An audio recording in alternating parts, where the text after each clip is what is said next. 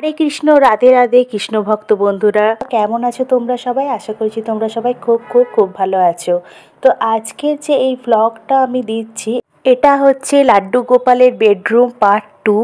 তো পার্ট 1টা আগে দিয়েছি, তোমাদের খুবই ভালো লেগেছে, তার জন্য থ্যাংক ইউ সো মাচ। তো এটা হচ্ছে পার্ট 2। আই হোপ এই ভিডিওটাও তোমাদের খুব খুব খুব ভালো লাগবে। তো আজকে যে রুমটা আমি দেখাবো, আমার কাজু সোনার বেডরুমটা তোমাদের আমি দেখাবো, যে আমি কিভাবে মিনিয়েচার সমস্ত জিনিস দিয়ে বেডরুমটা সাজিয়ে তুলেছি।